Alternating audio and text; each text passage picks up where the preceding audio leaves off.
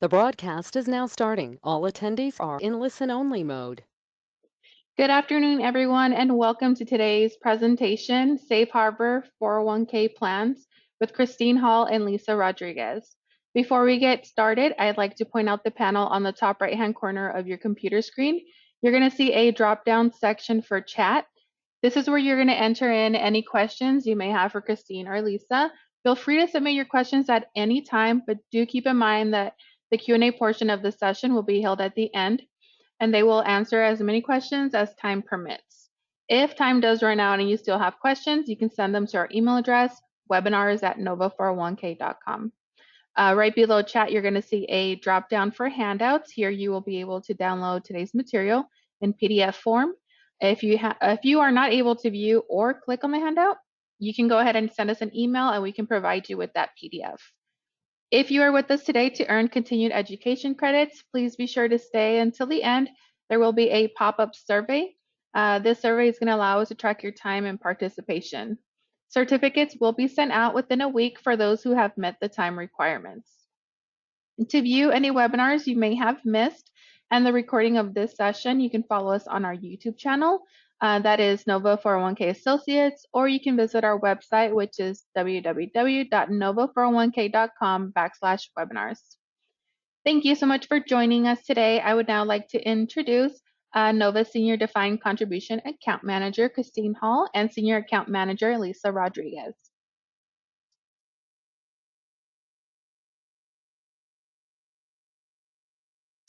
Good afternoon, everyone. Just want to check in with the Yvette to make sure that you can see my screen and see my camera. Yep, you're all good. All right. Well, good afternoon, everyone. Welcome to our webinar on Safe Harbor 401k plans. I do want to apologize for the last minute delay. We had a little hiccup internally with some overlapping webinars on our GoTo system. And so I hope that this slightly adjusted time works out for all of you. If you do need to leave early, it will be recorded so you can see the latter part if that didn't work out for your schedule. The webinar that we're going to be doing will be for about the next hour. We do this webinar one time a year, usually around this time, because this is a great time of the year to be just making a decision if you'd like to have a safe harbor plan for the next year. So with that, we will get started. I do have a couple of housekeeping items I want to go over with you. First, our disclaimer. The information in this presentation is general in nature and not intended to be a substitute for legal or tax advice. So please consult a qualified professional such as an attorney or an accountant if you need legal or tax advice. And then also, as Yvette mentioned, if you need Texas CPA credit, right here is our provider number. It is 009820. You need to be registered individually. Anyone that needs CE credit needs to be here for the entire webinar. There'll be an evaluation form to complete at the end, and you'll get your certificate within 1 week. All right, so jumping into our presentation for the day, there is a lot of information that we could talk about in regards to 401k plans and specifically safe harbor plans. So today's really going to be an overview of safe harbor plans, you know, a little bit more of a high level than a deep dive, and with the focus of helping those of you that might be trying to decide if a safe harbor plan is right for you, to help you with that. We're going to first go over some common ERISA terms and acronyms to make sure you understand what we're talking about. We'll talk about HCEs, understanding the basic annual testing for 401k plans. This is regular 401k plans, so that you can understand why the need for a safe harbor. So we'll be talking about the history of safe harbor plan design, identify requirements to become a safe harbor 401k plan. We'll learn how to avoid operational problems, and then recognizing annual requirements to maintain a safe harbor plan. Finally, we'll wrap up with safe harbor security measures. So how we have our presentation split is I'm going to give an overview of 401k plans and the required testing, and just get right into the beginning of safe harbor plans. Lisa's going to dig in deeper to the safe harbor plan requirements, and then I will finish out with our cybersecurity measures.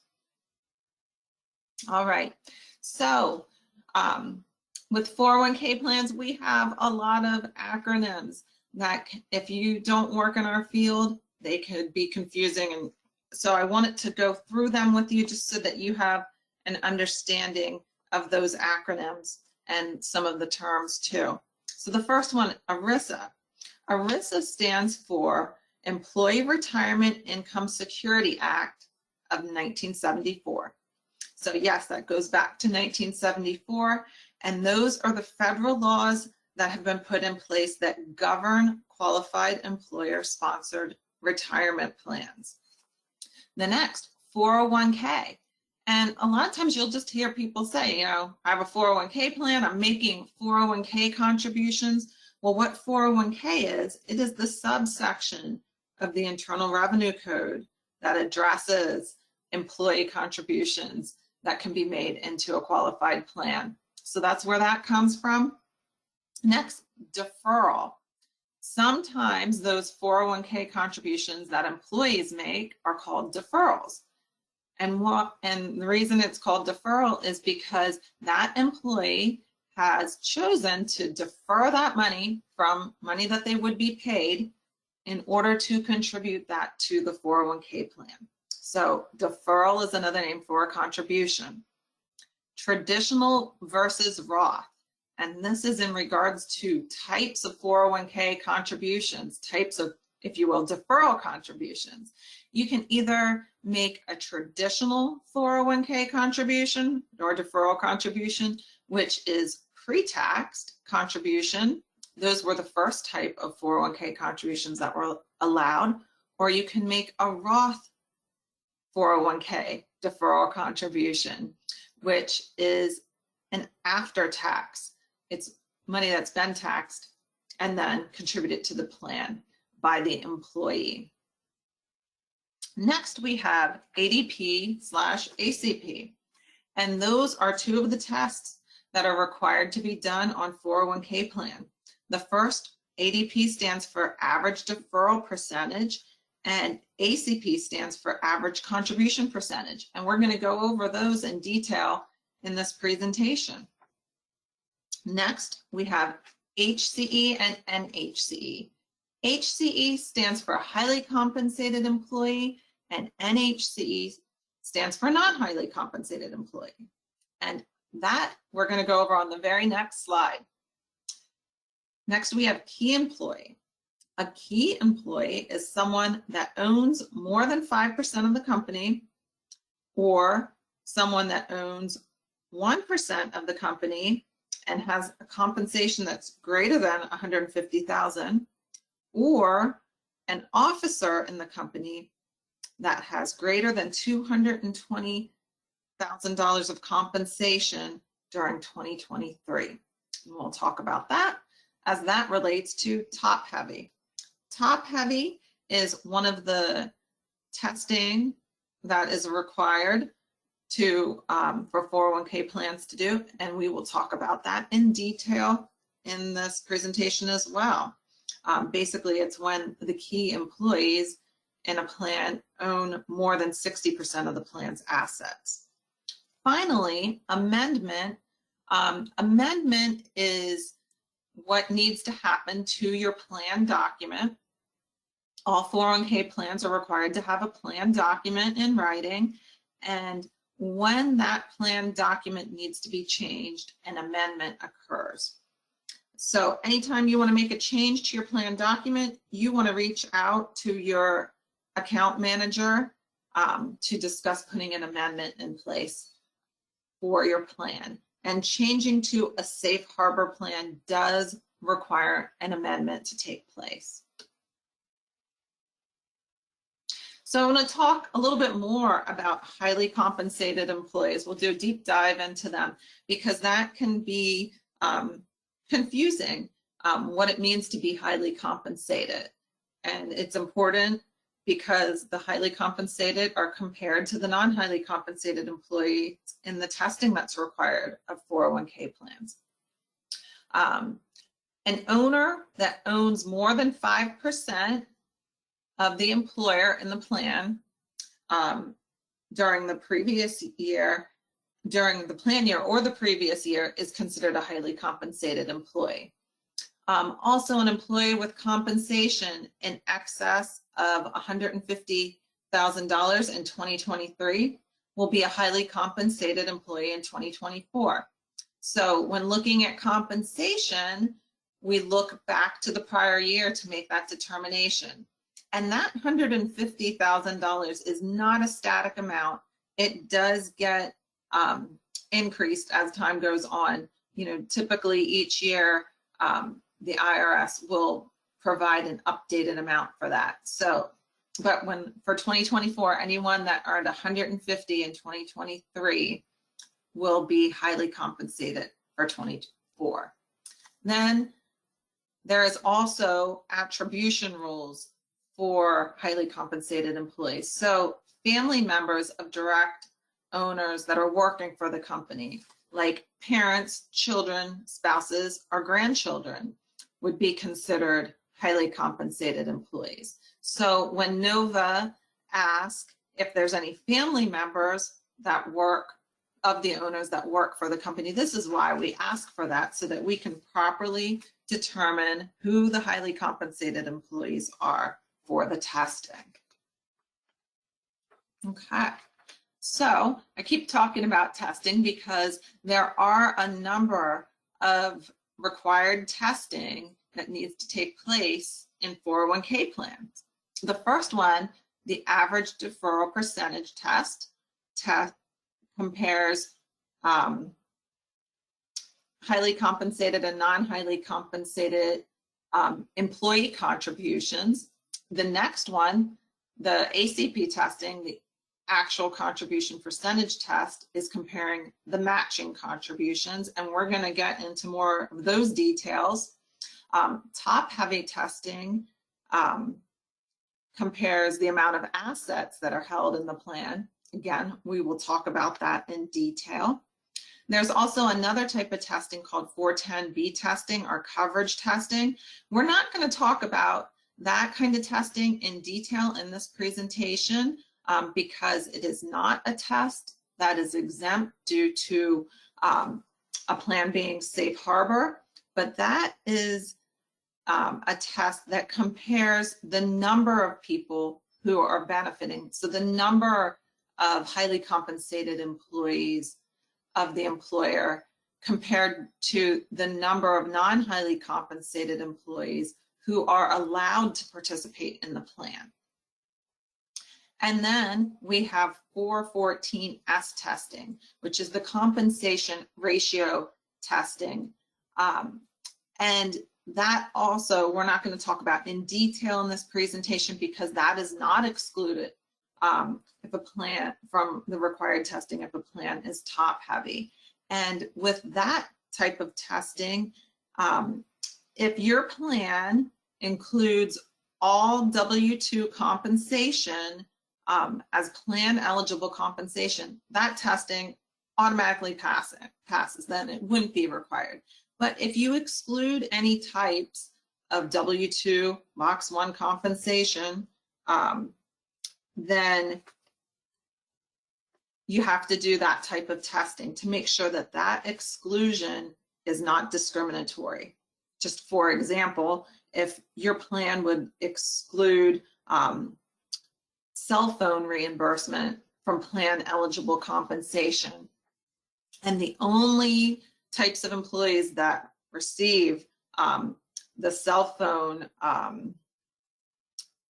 reimbursement are the non-highly compensated employees, and it doesn't impact any of the highly compensated employees, that type of exclusion would not be allowed because it would be considered discriminatory in favor of the highly compensated employees. Okay, so let's look at ADP testing a little bit closer. So ADP testing demonstrates that a plan does not discriminate in favor of the highly compensated employees in regards to the employee deferral rates. So these are the contributions that the employees are making. Generally, the highly compensated employee average must be within 2% of the non-highly compensated employee average. If that's not the case, the test will fail and corrective action will be needed. Now, this takes place after the end of the year. So after 2024, any plans that require the ADP testing will do the testing. If the testing fails, then they'll need to be corrected. Most commonly, that's done through a refund to those highly compensated employees, or an additional contribution might be able to be made to the non-highly compensated employees in order to get the testing to pass. That can be expensive though, and so that's why we typically see refunds being made to the highly compensated employees. And as you can imagine, you know, if someone decided to put their money into the plan and then finds out after the end of the year that they do need to be refunded some of that money, that's not always a happy thing for them. So to look at this testing a little bit closer, we have an example here. In this example, we have 2 highly compensated employees and 4 non-highly compensated employees. I want to point out that non-highly compensated employee number 3 actually didn't make any contributions to the plan. And when that's the case, the person, even if they didn't make any contributions to the plan, they still need to be included when calculating that average, whether they're a highly compensated employee or a non-highly compensated employee. So for the testing, we take each person's percentage that they contributed to their plan, the percentage of their compensation, and then we find the average for the group.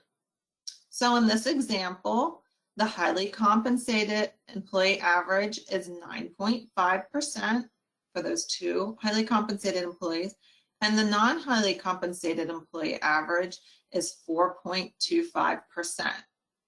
Remember on the last slide, I said that generally the highly compensated average needs to be within 2 percentage points of the non-highly compensated employee average. So in this case, it needs to be no greater than 6.25%.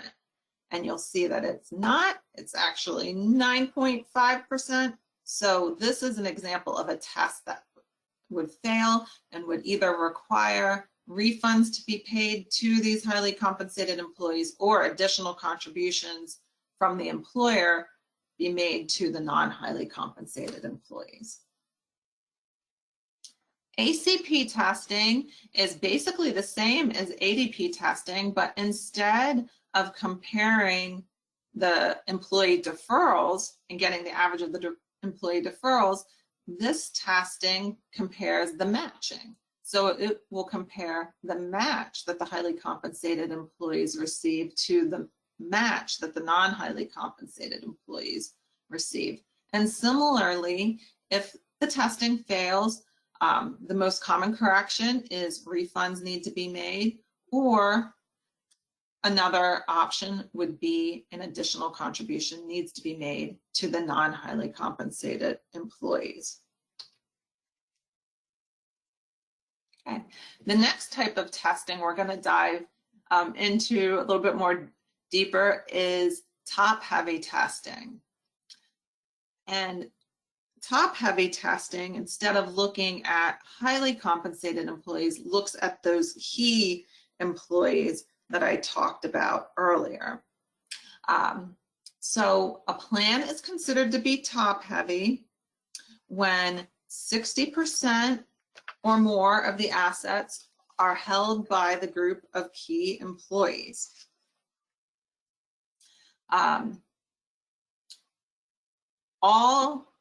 When a plan is top heavy, all plan eligible non-key employees who are actively employed at the end of the year are required to receive a top-heavy minimum contribution, which is generally a 3% contribution. And this is regardless of whether those individuals made contributions to the plan or not. So anyone who is eligible for the plan needs to receive that 3% top-heavy contribution. When a plan's top-heavy, that problem can't be solved by a refund. There's no other way to get a top-heavy plan into compliance other than giving that 3% contribution, unless a plan is safe harbor, which we'll talk about. But that is the requirement for non-safe harbor plans, that 3% employer contribution.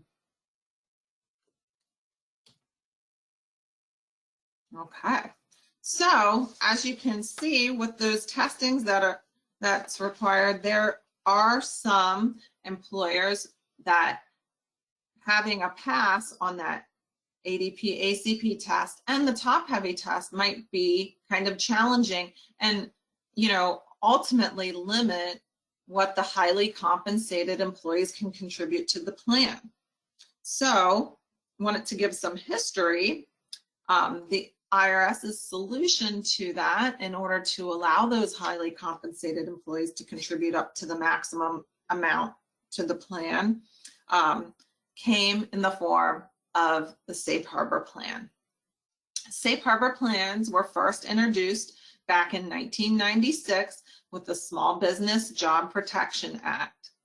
And that's where the term Safe Harbor was coined. And if you satisfy the requirements of a Safe Harbor plan, which Lisa's going to go into detail with, then you would be exempt from having to pass some of the testing. Then later in 2006, the Pension Protection Act added some additional Safe Harbor plan rules that apply to automatic enrollment plans. And so if you have a QACA, which is a qualified automatic contribution arrangement plan, that also qualifies as a Safe Harbor plan and has a little bit more, like some more lenient rules, if you will, than a regular Safe Harbor plan because it is an automatic enrollment plan. So again, if you're a Safe Harbor plan, you're going to be deemed to pass that ADP and ACP testing. So if percentage-wise, your highly compensated employees contribute much more on average than that 2% with a Safe Harbor plan, that's okay. It's going to be deemed to pass. It also satisfies the top-heavy requirement in most cases in regards to the employee deferrals and the employer match. And this will allow the highly compensated employees to be able to contribute up to the IRS maximum deferrals without worrying about having to receive a refund after the end of the year. And for 2024, that maximum deferral amount is $23,000 plus anyone who is at least age 50 can do an additional catch-up contribution of $7,500. Okay, so there are requirements, of course, to be a Safe Harbor plan, and that's what we want to talk about because that'll help you to decide if having a Safe Harbor plan makes sense for you, if continuing to have a Safe Harbor plan makes sense for you, and just to give you general understanding about what a Safe Harbor plan is. So employer contributions are required. In a Safe Harbor plan, these contributions aren't discretionary, like in a non-Safe Harbor plan. So you have to choose either between a required match or a required employer contribution, which is a qualified non-elective contribution. Qualified non-elective contribution is given regardless of whether the employee contributes a 401k deferral contribution or not. There's also an annual notice requirement, and that's why this time of year is the ideal time of year to decide if you want to put a plan like this in place for 2025, because plan documents need to be updated. Like I said, an amendment would be needed, and employees have to be given a notice at least 30 days before the beginning of the year. So that notice is going to need to be in employees' hands by December 1st, 2024 for 25. And that's an ongoing notice that once your safe harbor plan, that needs to be distributed every year. You have to use the formula that is a safe harbor plan. And with that notice, it was eliminated by the Secure Act for plans that use the safe harbor QNEC contribution. So it's only required now if your plan has a safe harbor matching contribution, not the QNEC. Vesting is required to be 100% for a safe harbor plan. However, if your plan is a QACA, which I said, has the automatic enrollment feature, it is a little more lenient with the vesting, and you can have a 2-year cliff vesting schedule where employees are required to have 2 years of service to be 100% vested in those employer contributions. And there are withdrawal restrictions in a safe harbor plan. The restrictions are generally that upon termination of employment, distributions are allowed, in-service withdrawals after age 59 and a half, and if your plan allows for hardship withdrawals and employee meets those requirements. Other than that, withdrawals are not allowed from safe harbor plan.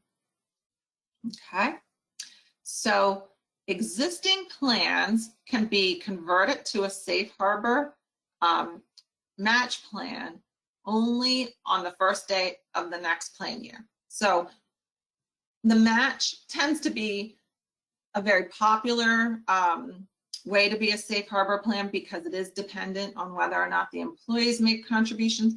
So to put that in place, it has to go in place as of the beginning of the year. Again, so we're looking to be adding this for 2025.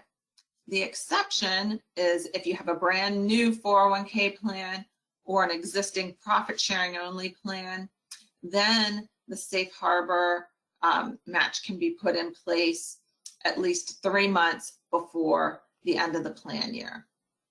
Under the Secure Act, it does allow for late adopters of a safe harbor if you use the qualified non-elective contribution. Also with the safe harbor plan, it does very much limit your ability to make mid-year amendments to the plan because anything that's addressed in that annual safe harbor notice needs to be in place for the entire plan year. So when you have a safe harbor plan, you're looking for most changes to happen on an annual basis before the plan year begins, and that safe harbor notice needs to go out. And at that point, I am going to switch things over to Lisa so that she can get into the more details of the requirements for the safe harbor plans. Thanks, Christine. Okay, can you see my screen, Christine? Yes, we can see it. Okay, perfect. Okay, well, next we're going to go over the 3 types of safe harbor options. The first option is the safe harbor match. And under this option, you can either select to use the basic match formula or the enhanced match. The formula for the basic match is 100% match on the first 3% of the employee's contributions plus 50% match on the next 2%. The enhanced match, on the other hand, is to match 100% of the deferrals up to 6% of compensation. Now, if you match in excess of 6%, the plan will be subject to ACP testing. Under this option, only employees who are contributing receive the match. This safe harbor match option is considered to be actually the preferred method when no additional employer contributions are intended under the plan. Okay, so the second option is the non-elective safe harbor formula. And under this option, the contribution must be at least 3%. Your employees do not have to contribute to actually receive the safe harbor non-elective contribution. And if the owners are planning on making a profit sharing contribution, they may want to consider electing this option, as it will allow them to receive the maximum allocation for the year. The good thing about the non-safe harbor option is that mid-year adoption is now allowed, and I think Christine mentioned that earlier.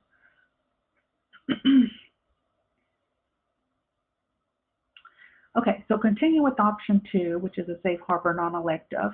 The Secure Act in 2022 allowed for that mid-year adoption of the safe harbor non-elective, which means that plans can now amend up to 30 days before the end of their current year to be a safe harbor for that year.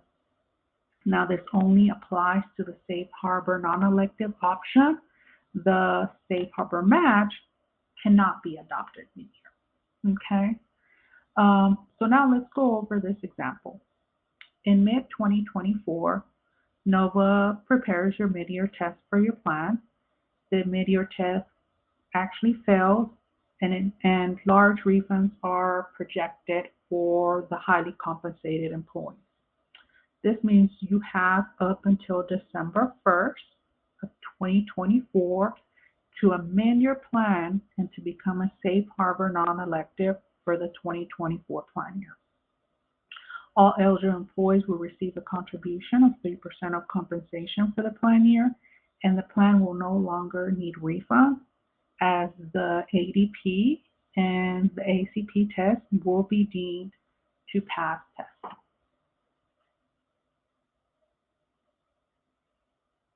Okay, so the Secure Act also allows for late mid-year adoption of the safe harbor non-elective contribution. This means that, plans can also amend their document up to December 31st of the following plan year to be safe harbor for the previous year. And again, as in the previous example, this only is available for the safe harbor non-elective option. The safe harbor match cannot be adopted mid-year. So here's another example if you want to do this late mid-year adoption. Let's say in January of 2025, NOVA prepares your annual testing. Testing fails, and large refunds are due to your highly compensated employees. You now have up to December 31st of 2025 to amend your document to become a safe harbor non-elective for the 2024 plan year. All your eligible employees would receive a contribution of 4% of compensation for the 2024 plan year, and the plan will no longer need refunds. Both the ACP and the ADP will be deemed to pass testing as well. Okay, so now let's go over the third option, and that would be the QACA safe harbor formula. And under this option, you can either elect to contribute a 3% non-elective contribution to all eligible employees, or you can elect a tiered matching contribution equal to 3.5% of comp if the participant defers at least 6%.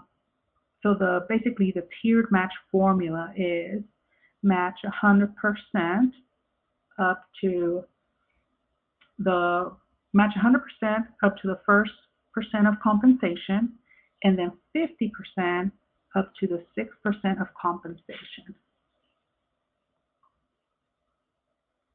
Okay, so let's go over a couple examples here. In this first example, we're going to go over the basic safe harbor match formula. Let's just say you have an employee that has compensation equal to $50,000. They're deferring $4,000 or 8% of their compensation. The match formula is to match 100% of the first 3% deferred, and then 50% on the next 2% deferred. Okay, so here's the breakdown. The first here is 100% of the first 3% deferred. That would equal to 1,500. So what you basically do here is you take your compensation of 50,000 times 3%, and it gives you that $1,500. Second step would be, match 50% of the next 2% deferred, and that gives you $500. To get that $500, you can take 50,000 times 2%, which is $1,000. Then, you can take 50% of 1,000, which would be $500. So once you come up with those two amounts, you add those two together, and the total safe harbor basic match would be $2,000 for that employee. Okay, so in this example, we're going to cover the enhanced match. So employee has compensation of $50,000, is deferring $4,000 or 8% of their comp. The enhanced match formula in this example is 100% of the first 6% paid, and the breakdown is as follows. 100% of the first 6% of pay would be $3,000, dollars. That would be 50,000 times 6% comes up to $3,000. So their total match would be $3,000 in this example. Okay, so in this example, let's go over the safe harbor non-elective contribution. Still, we go with the same compensation. Let's just say an employee has compensation of $50,000. Deferral contribution seems like they're not contributing into the plan, so it would be $0 and 0% of pay. Their safe harbor non-elective formula is 3% of compensation, regardless if they're contributing into the plan or not. Okay, and below the breakdown, 3% of their compensation is $1,500.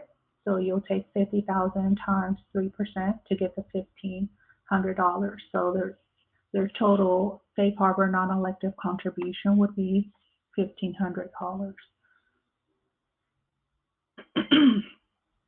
Okay, so now let's go over some vesting requirements. First, the safe harbor match and the safe harbor non-elective contributions must be 100% vested immediately. Two, the QACA, as previously mentioned, may delay their vesting until year 2. That means anything under 2 years will be 100% vested. And then 3, all other employer contributions under the plan are subject to the regular vesting schedule. If you're not sure what the vesting schedule is, definitely check your plan document, as it will give you what the vesting schedule is for any other type of employer contribution that your plan allows.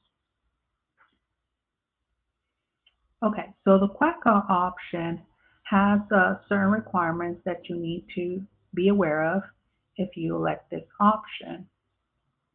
First, you have the auto enrollment feature with a minimum default percentage 3% and then a maximum of 15%. Second is that auto escalation will be required. If the default rate is less than 6%, then the auto-enrolled participants must be auto-escalated each year until at least 6% is reached. The employer does have the option to elect to continue with auto escalation until they reach the maximum of 15%, but just keep in mind this is not a requirement. Make sure that you confirm with the vendor to make sure that they can accommodate auto escalation, as it will make things a lot easier for you to manage if you decide to have this QACA safe harbor feature in your plan. Okay, so in regards to the withdrawal restrictions for safe harbor contributions, in order to take a withdrawal, you must be age 59 and a half to take a withdrawal or be a terminated employee. And second, participants who have been default enrolled into a QACA can take permissible withdrawals of their automatic contributions within 90 days of being enrolled. This is the only time they can withdraw their money, but it has to be within that 90-day window of their first election. Next is the auto notification requirement.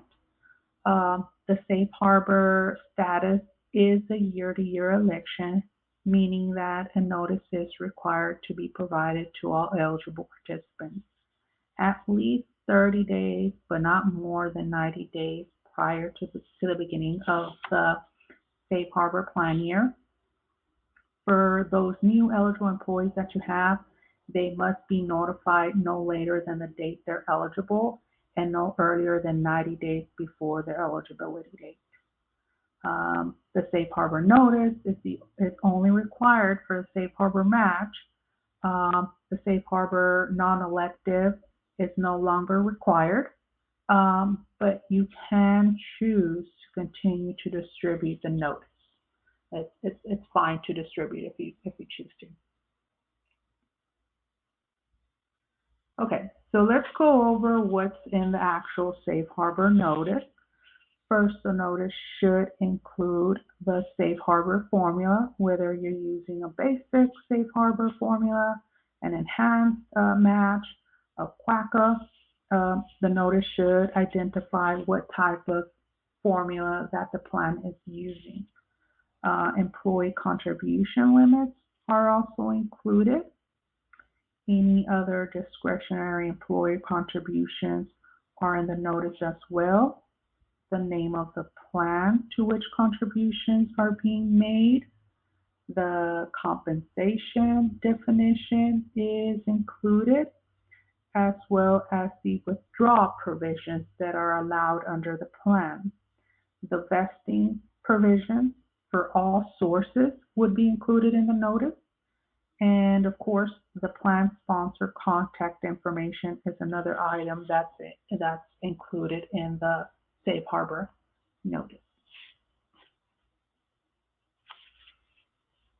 Okay, so here's a couple of operational problems you should avoid in a safe harbor plan.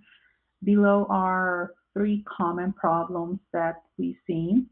1, safe harbor match contributions may need to be limited due to the annual compensation cap of $345,000, and that's for the 2024 plan year.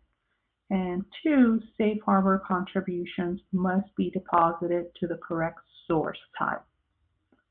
Third problem we've seen is they do not match the catch-up contributions separately. from the regular match. So make sure you don't match them separately. They should be combined. Okay, so going back to the first problem, the annual compensation cap for 2024 is $345,000.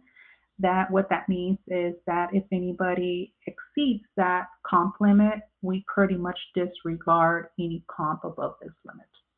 Okay, this is an IRS limit, and it may change from year to year. NOVA will inform you of any new IRS limits, usually in the fourth quarter of each calendar year. So once those come out, we usually send out an email to all our clients informing them what the new limits are. Okay, so let's see. Let's go over the compensation limit. In this example, Acme 401k plan makes a dollar for dollar safe harbor match of the first 4% contributed by employees. The maximum match any one participant can actually receive for the 2024 plan year would be $13,800, and you would take $345,000, which is a comp limit, times 0.04 for the 4%. To get $13,800. Okay, so any safe harbor match amounts under or over, I should say, $13,800 will be forfeited along with any earnings or losses. Something important to take note of is that the annual compensation limit applies to non-safe harbor contributions as well. Okay, so now let's talk about the second problem that we've seen. Let's see, it's 401k plans are legally required to separate accounts for different contribution types. Okay, so this is actually very important that you deposit them correctly at the investment company, because distribution options differ by source type. So it's very important that you make sure you distinguish and code them correctly at the investment. The vesting is different for some sources. Employee deferrals are 100% vested. The Roth deferrals are 100% vested. The non-safe harbor match and the profit sharing contribution have vesting schedules tied to those. So if you're not familiar what the vesting schedule is for your plan, check your plan document for the vesting schedule on those. Safe harbor contributions would be 100% vested.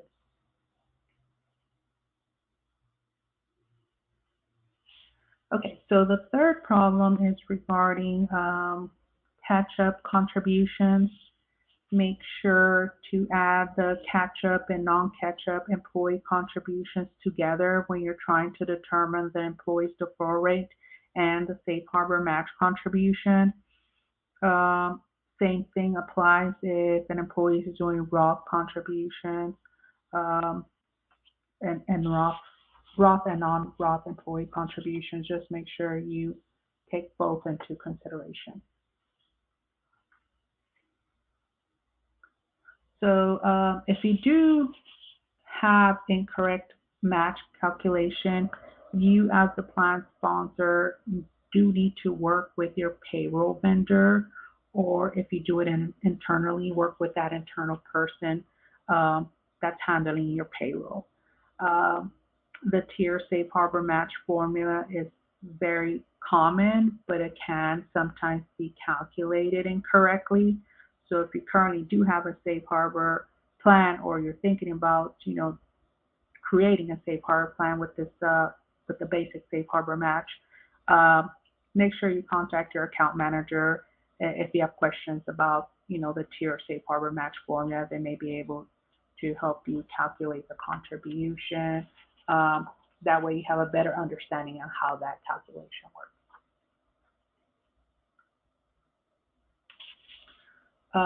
So you may be asking, is a safe harbor plan right for you? If any of the following applies, then you should definitely consider having a safe harbor plan. Here's a couple of reasons. Do you routinely fail your annual ADP and ACP discrimination testing that results in HT refunds? Do you happen to have low participation rates from your non-highly compensated employees? Are you a top-heavy plan? Want to bring key employees to the IRS maximum of $69,000? Are you already providing employer contributions? Do you have a good steady, cash flow? If you do, definitely consider, adding a safe harbor plan or the feature to your current plan, and make a safe harbor contribution to help your staff, towards their retirement.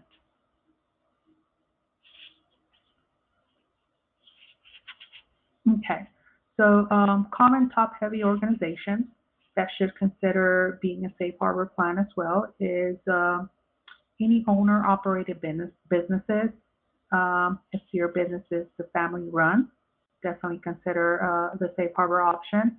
Any medical or legal practices would be a good fit for a safe harbor plan as well. Small companies with few highly paid owners and small number of low-wage staff would be a great fit for a safe harbor plan as well. Groups with low, participation in non-highly compensated employees. So if you have any of these types, definitely consider, adding the safe harbor feature into your plan. Okay, so if you are ready to add the safe harbor feature in the plan for the 2025 plan year, definitely recommend to contact your account manager by November 1st. We do need to amend the document by December 1st. You will need to be provided with required notice to participants by December 1st. And you definitely want to make sure that you allow participants to make that new election for the upcoming year. You do need time to actually notify the record keeper to set up a safe harbor contribution bucket. That does take a little bit of time, so definitely, notifying us by November 1st will help speed things up so we can have everything in compliance by December 1st. Make sure you notify your payroll department so they can make any adjustments on their end as well for your safe harbor option for the upcoming year. Okay, so I think that's it. I'm going to go ahead and turn it over to Christine.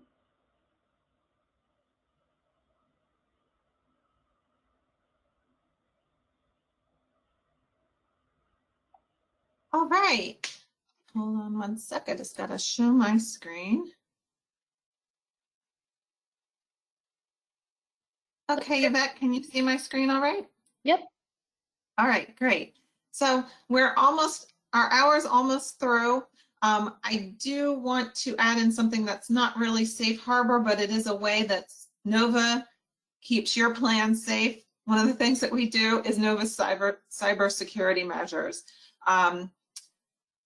We're talking about getting all the census information from you so that we can do the required 401k testing. And even if your plan is a safe harbor plan, we still need the complete census so that we can do the other tests, like that 410B test and the 414S testing and other tests that are needed, and to prepare your Form 5500. So when you're sending census without exception, do not send it through email, unless it's encrypted. But we do have a preferred way to send it, and that's through the secure file exchange on our plan sponsor link. But census files, deferral files, payroll files, address files, all fall under this.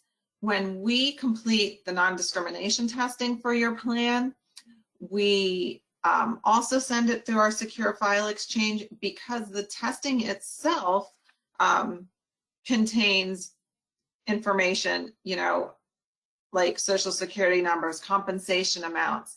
So that's why we don't ever send that testing directly to you. Distribution and loan forms have social security numbers on them, addresses, people's dates of birth. Don't send those through regular email. Please send them to Nova Distributions through the Secure File Exchange. Don't ever send W-2s or K-1s or Schedule Cs through regular email.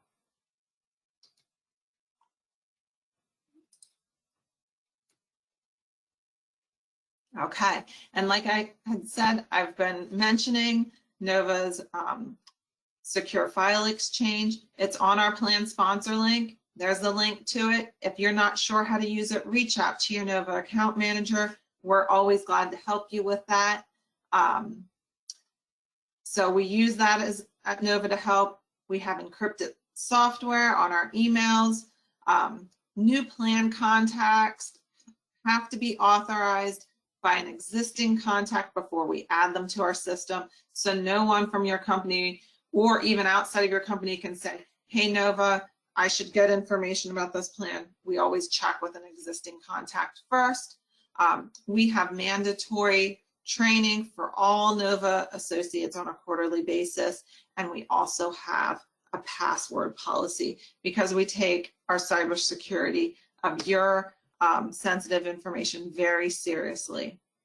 Now, just a reminder as we're wrapping up, if you're here for CPA credit, complete the evaluation form at the end. There's going to be a survey that pops up after the webinar, and you'll receive your certification via email in about a week.